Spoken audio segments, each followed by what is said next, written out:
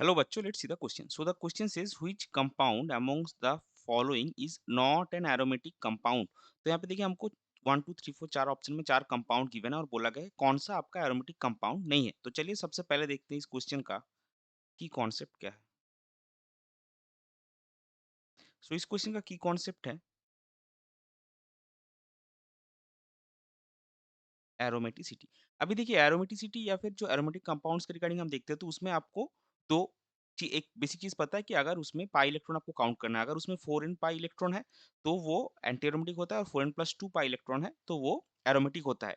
तो ये क्राइटेरिया आप जब यूज करेंगे इससे पहले आपको एक चीज दो चीज और देखना है कि आपका जो सिस्टम है उसमें साइक्लिक कॉन्जुगेशन होना चाहिए और दूसरा सिस्टम में जितने भी एटम्स प्रेजेंट है वो सारे सेम प्लेन में होना चाहिए, यानी कि जो कार्बन होगा वो आपका sp3 कभी नहीं होना चाहिए, sp या sp2 हाइब्रिड होना चाहिए। तो ये दोनों अगर ये दोनों क्राइटेरिया मैच नहीं कर रहे कि मान लीजिए साइक्लिक आपका पाई इलेक्ट्रॉन 4n पाई या 4n+2 पाई है, उससे पहले आपको देखना होगा कि साइक्लिक कॉन्जुगेशन है कि नहीं और सारे जो एटम्स है वो सेम प्लेन में नहीं है। अगर इन दोनों में से कोई भी नहीं होगा कि सारे एटम्स मान लीजिए सेम प्लेन में नहीं है या फिर साइक्लिक कॉन्जुगेशन नहीं है, तब वो क्या होगा? तब वो एरोमेटिक नहीं होगा। तो अभी ऑप्शंस देखते हैं और ऑप्शन के हिसाब से एक्सप्लेन करते हैं। तो यहाँ पे देखिए पहले जो स्ट्रक्चर 1 गिवन है इसमें आपको 3 पाई बॉन्ड दिख रहा है। तो पाई इलेक्ट्रॉन आप बेझिझक लिख सकते हैं। एक पाई बॉन्ड में 2 इलेक्ट्रॉन होता है। सो 2 इंटू 3 आपका 6 पाई इलेक्ट्रॉन हो गया, जो कि एक 4n+2 पाई इलेक्ट्रॉन के फॉर्मेट में है। यहाँ पे इन का वैल्यू क्या होगा? इन का वैल्यू आपका 1। लेकिन अगर आप अच्छे से देखेंगे तो ये जो कार्बन है, ये आपका sp3, बाकी सारे कार्बन पाई बॉन्डेड है, बाकी सारे कार्बन आपका sp2 है, लेकिन ये आपका sp3 कार्बन है। sp3 कार्बन एटम, इसका मतलब क्या? ये आपका नॉन प्लानर सिस्टम आपका प्लानर नहीं है। तो सिस्टम अगर आपका प्लानर नहीं है तो ना ही ये एरोमेटिक होगा, ना ही ये एंटी एरोमेटिक होगा। ये आपका क्या होगा? ये आपका होगा नॉन एरोमेटिक या फिर नॉट एरोमेटिक। दूसरे में आइए, यहाँ पे देखिए कि पाई इलेक्ट्रॉन कितना है?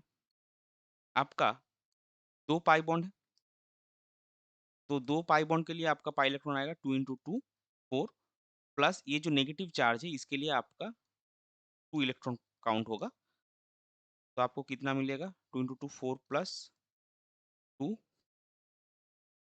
Is equal to 6 pi electron. तो 6 पाई इलेक्ट्रॉन यहाँ पे है और यहाँ पे देखिए सिस्टम जो है वो कॉन्जुगेटेड है और प्लानर है। तो ये आपका क्या होगा? ये आपका हो जाएगा एरोमेटिक। तीसरे में आइए, यहाँ पे देखिए प्लस पॉजिटिव चार्ज के लिए कोई इलेक्ट्रॉन काउंट नहीं होता, लेकिन पॉजिटिव चार्ज जो है वो कॉन्जुगेटेड आप देख सकते हैं। डबल बॉन्ड के साथ ये रेजोनेंस में पार्टिसिपेट करेगा और आपका 3 पाई बॉन्ड है। तो 3 पाई बॉन्ड,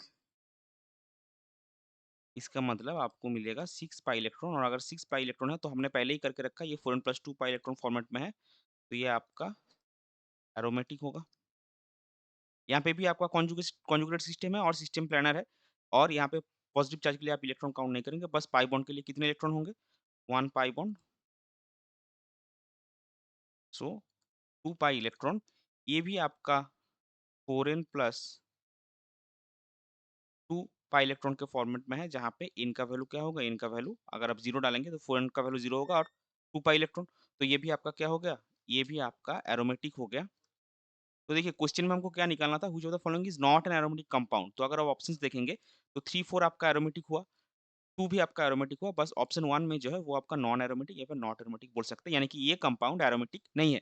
सो इस पर्टिकुलर क्वेश्चन के लिए हमारा करेक्ट फाइनल आंसर हो जाएगा option 1। I hope you understood it well. Best of luck. Thank you.